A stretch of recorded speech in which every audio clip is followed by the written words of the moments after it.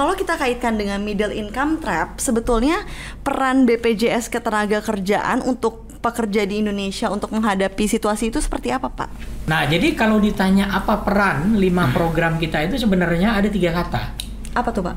1 pendidikan, 2 pemberdayaan, 3 perlindungan. Oke, pendidikan, pemberdayaan, perlindungan. Berarti itu sudah mencakup tuh semua. Perlindungan kan tadi, semua kan kita dapat manfaat gitu kan. Pendidikan memang untuk anak sekolahnya, terus Betul. kita ada beasiswa. Pemberdayaan memang dia kalau dapat untuk buka usaha gitu. Oke. Luar biasa sih, berarti segitu pentingnya ya Pak jaminan sosial bagi para pekerja di Indonesia.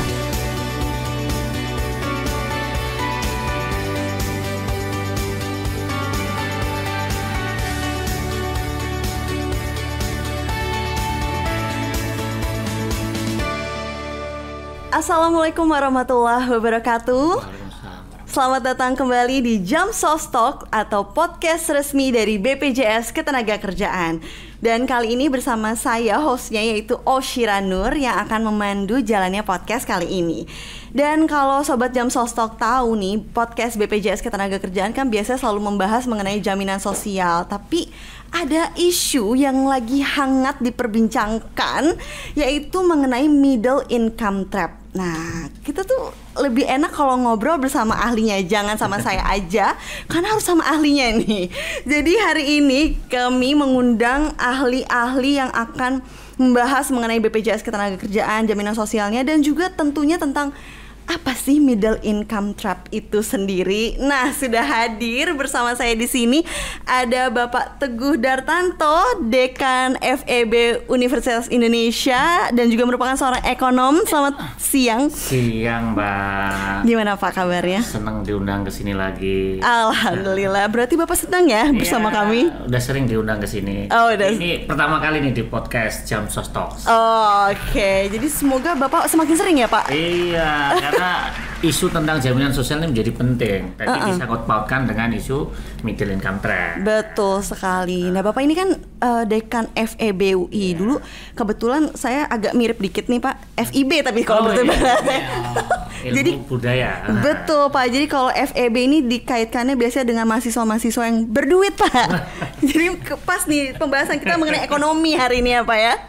Dan juga hari ini ada bintang tamu satu lagi. Ini siapa sih yang nggak kenal juga, yaitu Pak Zainuddin. Assalamualaikum, Pak. Waalaikumsalam. Gimana kabar Bapak hari ini? Baik. Sehat, Pak? Sehat. Dengar-dengar Bapak lagi sering naik LRT ya, Pak? Oh iya, selalu. Pulang pergi sekarang enak naik LRT. Oh iya, stay di sini ya. Iya, di sini turun bentar jalan. Biar sehat ya Pak, jalan kaki? Enggak, biar murah.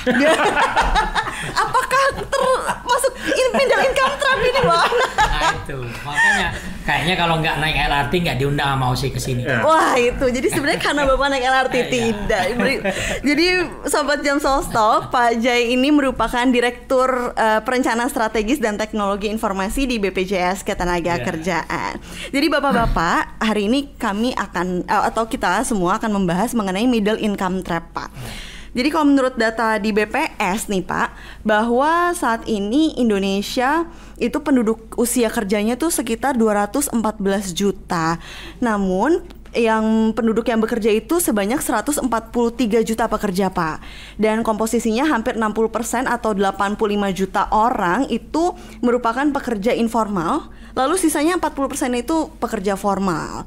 Dan kita juga Indonesia ini merupakan salah satu negara yang masuk dalam kategori menengah, Pak. Ya, jadi penduduk dengan pendapatan menengah gitu. Setahu saya dari tahun 1985 ya, Pak.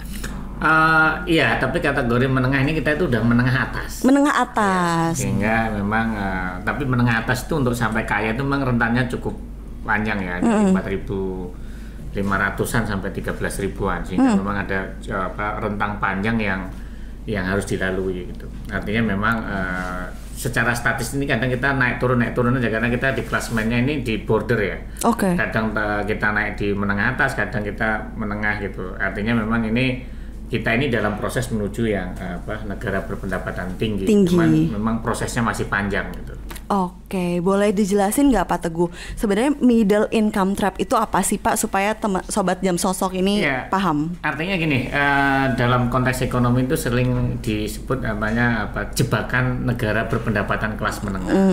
Artinya banyak negara di dunia ini itu nggak bisa menjadi negara kaya. Oke. Dia terjebak di dalam konteks dia ini kelas menengah aja gitu loh. Oke. Artinya ya dalam konteks kita ini mungkin ya kelompok yang ya sedang-sedang aja gitu. Oke. Dibilang miskin kurang ya enggak, dibilang kaya apalagi gitu kan. Nah, ini banyak negara di dunia ini sudah bertahun-tahun tidak bisa menjadi negara kaya. Oke. Banyak negara-negara misalnya sampai puluhan tahun itu ya terjebak di antara pendapatan 7.000, 8.000, 10.000, nggak bisa lewat sampai di atas 13.000. Oke Pak. Memang mungkin banyak negara di Amerika Latin misalnya, itu memang banyak negara yang terjebak ya, udah puluhan tahun dia nggak bisa menjadi negara kaya. Ada nggak Pak yang negara yang tadinya terjebak terus sudah keluar gitu Pak? Salah satunya adalah yang punya K-pop. Nah, Korea itu adalah salah satu negara yang memang luar biasa. Bagaimana bisa bertransformasi menjadi sebuah negara kaya.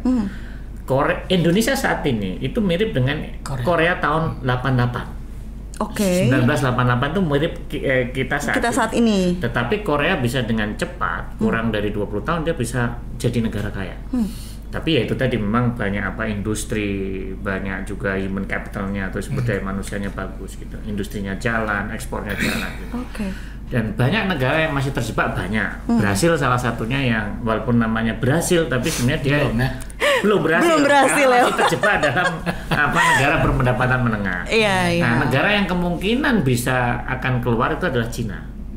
Cina itu sebenarnya lagi 2-3 tahun lagi dia sudah menjadi negara berpenghasilan tinggi. Tapi memang Cina beda ya. Apapun memang dia memang luar biasa. Dia mungkin negara yang paling cepat yang di dunia yang bisa naik itu karena Indonesia saat ini tuh sama dengan Cina 2010. Kondisi ekonominya. Kalau dibandingkan dengan Malaysia, Indonesia saat itu sama dengan Malaysia tahun 2004. Beda kita dengan Malaysia itu 20 tahun. Tapi Malaysia pun selama 20 tahun masih belum juga keluar dari terjebak juga. Tapi kemungkinan 2 atau 3 tahun lagi Malaysia bisa keluar gitu. Ini banyak negara. Thailand itu sama 2010. Tapi Thailand juga ngos-ngosan sekarang. Indonesia kan sekitar 4.600, 4.700 sekarang. Thailand itu 2010 itu sama dengan kita, tapi sampai sekarang Thailand itu hanya sekitar 7.300 pendapatannya kan, untuk sampai 13.000 masih panjang. Sehingga memang banyak negara setelah masuk pendapatan kelas menengah itu pertumbuhannya pada turun. Karena udah ngos-ngosan lah, ibaratnya udah dipacu sebelumnya sehingga mereka nggak bisa bergerak lagi, sehingga perlu ada inovasi-inovasi. Nah, inovasi kebijakan plus dalam tanda kutip isu yang sekarang ini penting nih, Jamsos ini penting. Ini bagian penting dari untuk middle income trap, avoiding middle income trap. Tapi kan nanti harus disimpan. Betul. Karena itu sepertinya harusnya Pak Jai ya Pak. Bukan saya itu. Ya Pak Jai. Jadi tadi kan kata Pak Teguh, wah ini tuh jaminan sosial itu sepenting itu Pak. Jadi Bapak tuh melihatnya middle income trap seperti ini tuh apakah menjadi sebuah tantangan atau malah peluang Pak dalam universal coverage kita Pak?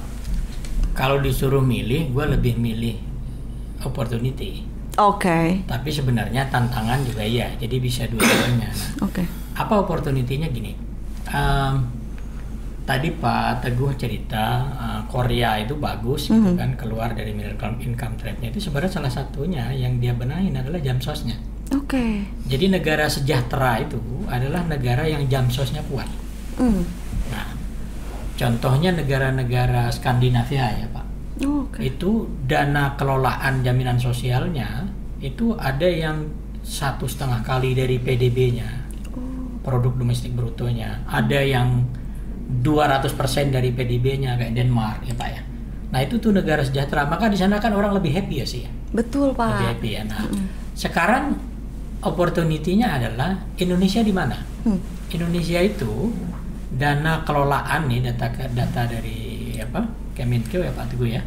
Itu dana kelolaan jaminan sosial kita itu hari tua pensiun itu hanya sekitar 6-8% dari PDB ya Pak. Nah, bayangin tuh. Hanya 6-8% dari PDB. Padahal katanya, ini Pak Teguh nanti koreksi saya, negara itu kalau mau maju, best practice-nya minimal 60%. Jauh sekali berarti kita, Pak. Jadi jawabannya apa? Tantangan atau apa itu? Bisa dua-duanya sih, Pak. Nah, jadi opportunity-nya sebenarnya adalah tadi ruang untuk kita ya hadirkan Jamsos untuk semua masyarakat Indonesia ya. Yang katanya bonus demografi itu sebenarnya masih sangat ceruknya gede banget. Tadi yang Osi cerita 60% informal gitu kan. Nah ini peluangnya. Jadi kita ini kalau mau nyari peserta sebenarnya di mana-mana masih gampang, banyak yang belum. Nah itu opportunity-nya gitu ya. Nah jadi ancamannya tadi kalau Indonesia itu ya Pak Teguh ya nggak berhasil mengkoreksi ini, jaminan sosial kita itu sebenarnya kalau nggak kuat-kuat banget dan mulai sekarang harusnya semua stakeholder paham ini, kita itu bisa jadi negara yang tadi Pak Teguh cerita, bonus demografi itu bisa jadi bonus atau bisa nggak jadi bonus sebenarnya. Nah itu tergantung lo ngelihatnya dari mana. Bisa ancaman, bisa juga opportunity-nya. Tapi kalau kita insan BPJS harus lihat ini opportunity sebenarnya. Ya, untuk OSI kerja lebih baik. Iya betul, pasti lebih Pak. Keras ya gitu kan. Jadi jangan sedang-sedang saja kayak lagu dangdut ini. Yang sedang-sedang saja. Gitu tuh, gara-gara lagu dangdut. Makanya harusnya dulu harusnya diganti. Jangan sedang-sedang apa Pak harusnya Pak? Tinggi-tinggi banget. Nah itu supaya kita nggak middle income trap. Pengaruh lagu dangdut. Oke Pak Jai, kita beralih ke Pak. Saya jadi pengen nyanyi nih Pak, yang sedang-sedang saja. Oke, dan Pak Teguh nih kan kalau saya baca-baca nih Pak ya, menurut Bu Sri Mulyani itu salah satu kunci kita keluar dari middle income trap itu adalah produktivitas. Nah itu tuh menurut Bapak nih sebenarnya apa sih Pak hal yang bisa kita perbaiki untuk kita meningkatkan kualitas produktivitas para pekerja di Indonesia ini Pak? Produktivitas tenaga kerja itu benar. Artinya memang kalau kita bisa produktif kan kita bisa menghasilkan lebih banyak ya. Kalau misalnya lebih banyak kita bisa bergaji lebih tinggi, pendapatan kita lebih tinggi. Nanti ujungnya kan kita akan kaya. Tapi 3 hal yang saya lihat dalam konteks meningkatkan produktivitas tenaga kerja kita itu ada 3. Yang pertama adalah sumber daya manusia yang unggul ya. Itu kata kuncinya pasti pendidikan kesehatan harus baik. Yang kedua harus ada pekerjaannya yang layak. Kalau pekerjaannya informal, mohon maaf kan, gajinya Senin Kemis lah ya, kadang Senin dibayar habis Kemis gitu kan. Kalau puasa Senin Kemis bagus, kalau gaji Senin Kemis kan nggak bagus kan. Pekerjaan yang layak, tadi 60% kan masih informal, ini menjadi PR yang besar. Yang kedua adalah meskipun ada informal ini, tapi yang perlu adalah bagaimana ada perlindungan ketenaga kerjaan. Itu menurut saya ini bukan sponsor loh ya, kalau saya dengar ini bukan ini riset beneran ini ya, bahwa ada 3 SDM unggul, pekerjaan yang layak dan ada perlindungan ketenaga kerjaan. 3 hal itu ya. 3 hal ini. Kalau seseorang itu ada perlindungan, itu satu merasa ada keamanan dalam bekerja.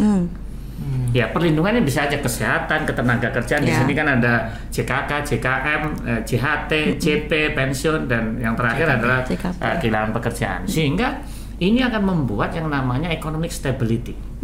Sehingga ketika dengan adanya economic stability seperti ini, maka jika terjadi apa-apa, orang itu nggak, kalau di kantor itu kalau nggak ada jaminan, itu kan, waduh nanti kalau ada apa-apa anak saya seperti apa, bayangin nanti kalau ada ini apa. Kalau misalnya ada perlindungan, dia fokus kerjanya. Lebih tenang ya Pak. Lebih tenang. Nggak cemas ya Pak. Kerja keras tanpa cemas, nah itu bebas cemas Pak. Kerja keras bebas cemas. Nanti kalau bebas cemas nanti saya dianggap copyright. Nah ini saya ngarang sendiri. Itu yang pertama, economic stability. Yang kedua adalah isunya adalah ini juga bagian untuk mengurangi kemiskinan dan ketimpangan. Studi saya ini sudah zaman lama sekali 2018. Yang jaminan kehilangan pekerjaan itu studinya bersama BPJS Ketenagakerjaan dulu juga itu 2014. Saya udah ngomong ini penting itu, tapi 2020 ketika Covid aja akhirnya diakomodasikan. Yang kecelakaan kerja, kematian ini masih belum. Ini harus berjuang guys. Kenapa?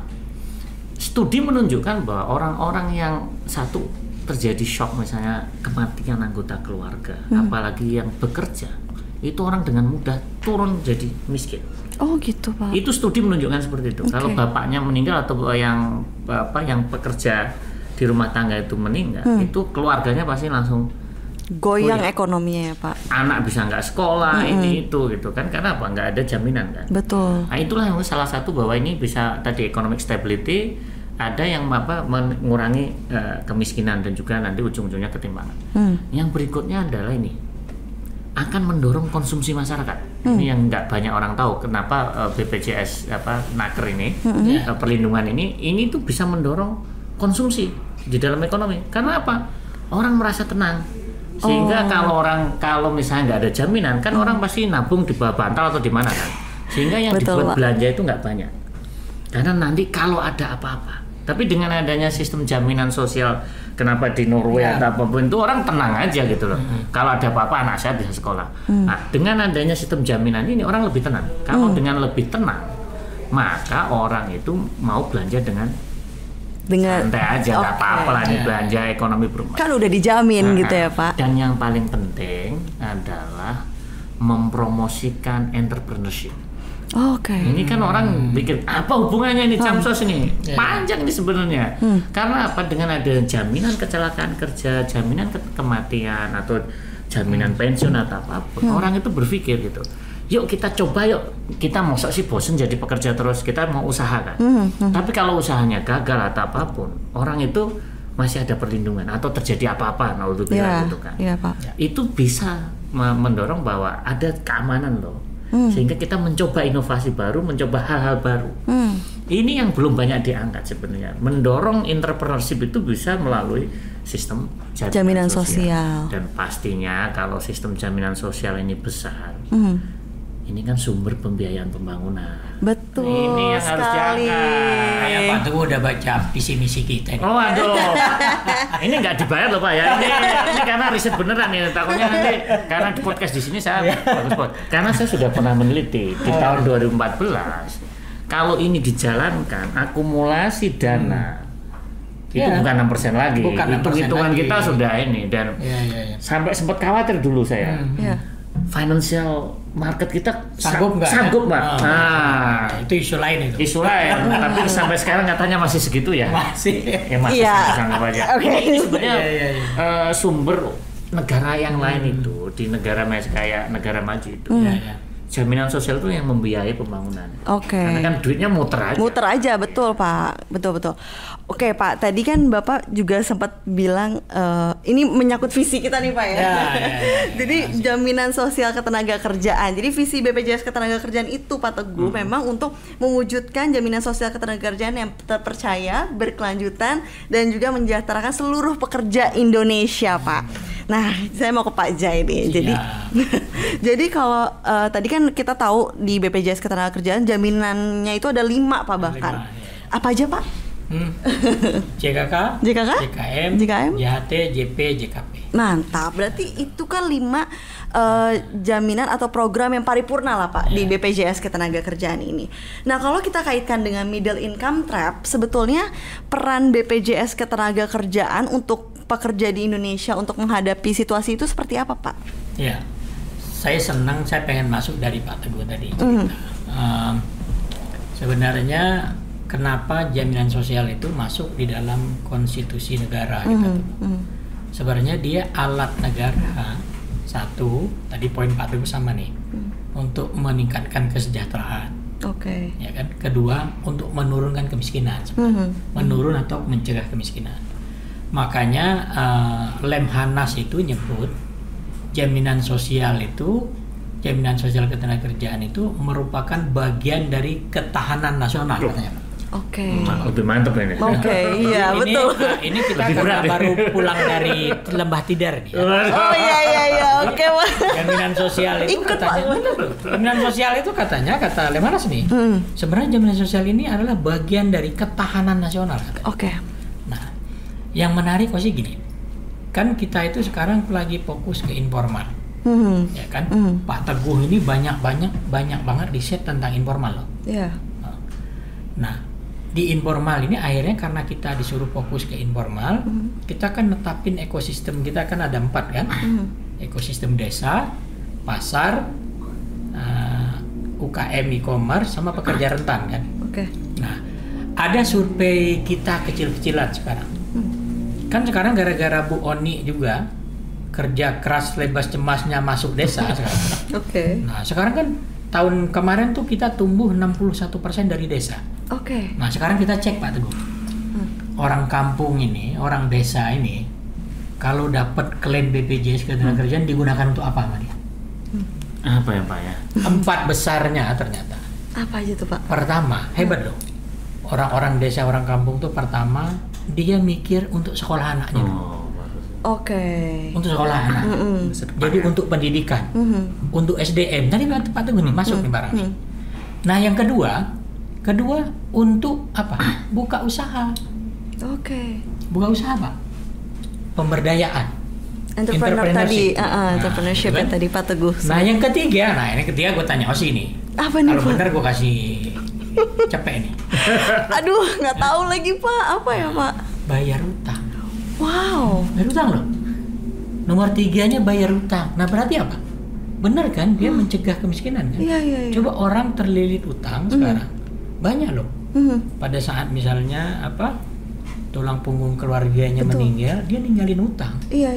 Bukan ninggal warisan. Nah itulah profil kita gitu kan.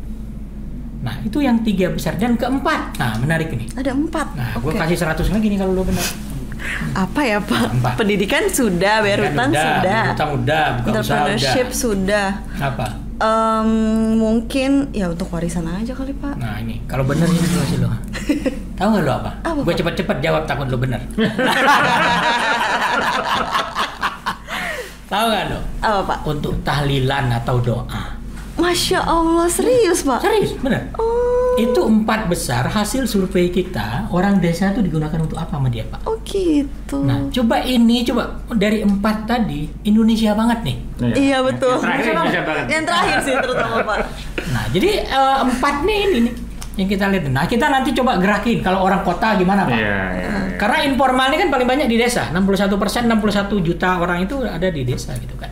Nah jadi kalau ditanya apa peran 5 program kita itu sebenarnya ada 3 kata. Apa tuh Pak? 1 pendidikan, 2 pemberdayaan, 3 perlindungan. Pendidikan, pemberdayaan, perlindungan. Berarti itu sudah mencakup tuh. Iya. Semua. Perlindungan kan tadi, semua kan kita dapat manfaat gitu kan. Pendidikan memang untuk anak sekolahnya, terus kita ada beasiswa. Pemberdayaan memang dia kalau dapat untuk buka usaha gitu. Luar biasa sih, berarti segitu pentingnya ya Pak jaminan sosial bagi para pekerja di Indonesia. Nah kita ini kan ngomong-ngomong tadi nih Pak soal middle income trap lagi. Jadi cita-cita kita kan menjadi Indonesia Emas 2045. Nah sebenarnya menjadi poin penting untuk menuju Indonesia Emas itu apa nih kalau dari Pak Teguh? Iya, artinya ini kan sebuah menuju Indonesia Emas 2045 atau menjadi negara berpendapatan tinggi itu kan sebuah proses ya. Nah, proses inilah yang mungkin penting buat kita lakukan. Artinya memang studi yang kita lakukan di berbagai negara itu tadi negara-negara yang bisa keluar itu pasti isunya adalah produktivitas. Produktivitas diturunkan lagi tadi SDM dan juga bagaimana SDM itu unggul, ada support backup tadi. Kan dengan tadi dengan ada pendidikan, pemberdayaan, perlindungan ini kan sebenarnya salah satu bagian ya. Artinya memang ini menjadi penting bagaimana kita membangun SDM yang unggul agar kita produktif dan kita bisa menjadi negara berpenghasilan tinggi. Sebenarnya bukan penghasilan itu sebagai tujuan, tetapi kan sebenarnya kita itu sejahtera bareng-bareng lah. Nggak ada dalam konteks SDG kan no one left behind. Kita nggak pengen lah orang Indonesia itu masih ada di dalam kemiskinan. Terus yang kedua kalau nggak bisa sekolah, nggak bisa itu gitu. Sehingga kan negara harus memang menjamin bahwa setiap warga negara itu memiliki hak atau equal opportunity, kesempatan yang sama dan setara seluruh anak bangsa untuk bisa pendidikan, kesehatan dan juga perlindungan tadi, sehingga mereka bisa SDM-nya unggul, produktif dan berdaya saing ke depannya. Kan sebenarnya intinya itu gitu loh, bagaimana bukan kayanya yang kita tuju, tapi bagaimana kita bersama-sama tadi bersama-sama berproses memperbaiki diri dan memberikan kesempatan yang sama dan setara seluruh anak bangsa sehingga itu tadi nggak ada yang no one left behind lah kalau SDGs itu. Betul Pak. Jadi disitulah peran negara ya Pak. Negara hadir melalui jaminan sosial pastinya. Dan juga kalau dari Pak Jai nih, dari sisi BPJS Ketenagakerjaannya itu gimana sih Pak untuk mempercepat masyarakat Indonesia terutama kaum pekerja ini untuk keluar nih Pak dari jebakan pendapatan menengah ini Pak? Kalau dari sisi kan ekonomi dibenerin tadi yang si Pak Teguh cerita. Kemudian kondisi ketenagakerjaan kita juga. Kalau lihat kondisi ketenagakerjaan kita kan tadi itu di awal kan Osi bilang sebenarnya yang formal tuh hanya 40%. Betul Pak. Yang informal 60%. 60 iya. Yang formal 40% ini Osi juga harus bedah lagi. Yang besar menengah sebenarnya berapa, yang UKM berapa. Iya betul. Jadi kalau lihat kondisi ketenagakerjaan Indonesia itu sebenarnya isinya UKM dan informal sih. UKM dan informal. Nah, perannya yang pertama apa yang harus dilakukan adalah ini yang harusnya concern semua pihak stakeholder ya, semua stakeholder, pemerintah kita ya. Sekarang fokusnya untuk perlindungan jaminan sosial ketenagakerjaan itu harusnya ke UKM dan informal. Karena kalau mau keluar dari middle income trap tadi, salah satu toolsnya kan adalah Jamsos kan. Betul. Karena Jamsos itu tool untuk naikin kesejahteraan sama mencegah kemiskinan kan. Betul Pak. Berarti kalau Jamsosnya nggak ada, orang bisa miskin atau kesejahteraannya kan nggak naik. Nggak naik gitu ya Pak. Terjebak aja di situ. Terjebak. Nah, kita zoom in lagi informal kita itu siapa? Informal kita yang 60% tadi. Osi tahu nggak? 30%-nya adalah pekerja rentan. Siapa aja tuh Pak pekerja rentan? Pekerja rentan itu orang yang desilnya data P3KE itu desilnya desil 1 sampai desil 4. Nah, isinya sebenarnya pekerja rentan itu adalah pekerja yang bahasa undang-undangnya sebenarnya mohon maaf pekerja miskin dan pekerja nggak mampu. Pekerja miskin tuh gini. Pekerja miskin itu kerjanya nggak tetap serabutan, tapi penghasilannya untuk makan sehari-hari aja nggak cukup. Di atasnya dikit lagi itu namanya pekerja nggak mampu. Kalau pekerja nggak mampu sama, kerjanya juga tidak tetap, gajinya tidak tetap, serabutan, tapi hanya cukup untuk makan sehari-hari. Jumlahnya 30 juta. Wow, banyak ya? Banyak. Nah, bayangin kalau ini nggak ada intervensi negara untuk 30 juta orang ini, Jamsosnya akan seperti apa? Itulah pentingnya. Dan jangan kaget. Teman-teman yang ada di pekerja rentannya ini, kalau dia udah berkeluarga, itu rata-rata anaknya tanggungannya lebih banyak daripada kita. Jadi dia lebih berani daripada kita.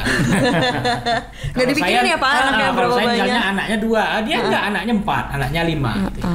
Nah itu benar, itu datanya ada di kita gitu ya. Jadi satu kata kuncinya keberpihakan sebenarnya. Keberpihakan kepada mereka yang informal, apalagi kepada mereka yang di masyarakat yang rentan gitu ya. Ya intinya negara hadir untuk kesetaraan ya Pak, supaya tidak no one left behind gitu tadi Pak. Oke, Pak Teguh dan Pak Jai, ini sepertinya kita sudah memasuki akhir dari Jamsos Talk. Nggak kerasa ya? Nggak kerasa Pak. Udah 3 jam loh ini Pak.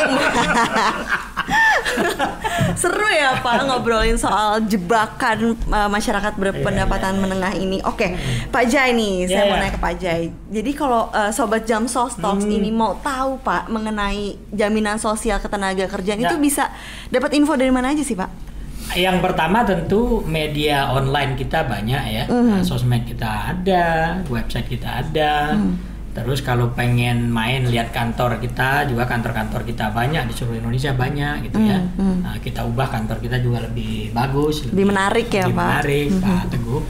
Nah dan jangan lupa tahun ini kita akan adakan Social Security Summit.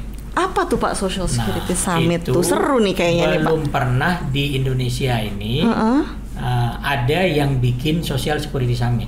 Ini jadi pertama, Pak. Jadi pertama ini event pertama luar biasa nih Sobat Jam Sostok. Oke. Nanti tunggu aja. Kapan tuh Pak kalau boleh tahu? Insya Allah tanggal 26 November. Oke, dicatat ya Sobat Jam Sostok, 26 November akan ada Social Security Summit. Pasti narasumbernya kece-kece dong Pak ya? Oh iya, pasti jago-jago dan keren-keren dan orang yang mumpuni nanti. Kita tunggu. Oke, kira-kira Bapak akan jadi narasumber? Nggak. Kita minimal jadi panitia. Minimal. Atau Pak Teguh mungkin berminat jadi narasumber. Pak Teguh lagi kita nego. Ini saya berpikir ini karena pertama di Indonesia, saya berpikir ini harus geser-geser jadwal bisa-bisa hadir. Justru kan Bapak menjadi bagian dari sejarah Pak, Social Security Summit pertama di Indonesia. Saya mengikuti ini sejak ini BPJS Ketenagakerjaannya ada, sehingga studi-studi saya itu udah di situ gitu. Oke, Bapak kan sangat fokus ya Pak di jaminan sosial. Oke deh kalau gitu. Terima kasih banyak Pak Teguh dan juga Pak Jai atas obrolan yang sangat menarik ini. Mudah-mudahan cita-cita kita menjadi Indonesia Emas 2045 bisa terwujud ya Pak. Dan kita bisa keluar dari jebakan atau middle income trap ini. Jadi Bapak-bapak, BPJS Ketenagakerjaan ini kan punya satu tagline, yaitu kerja keras bebas cemas. Jadi sebelum kita menutup, jadi kalau saya sebut BPJS Ketenagakerjaan, kita kepalkan tangan lalu kerja keras bebas cemas, gitu ya Pak? Oke, boleh. Oke, terima kasih Sobat Jam Sostok. Terima kasih, jangan lupa menyaksikan episode-episode berikutnya. Langsung saja BPJS Ketenagakerjaan, kerja keras bebas cemas. Yeay. Terima kasih.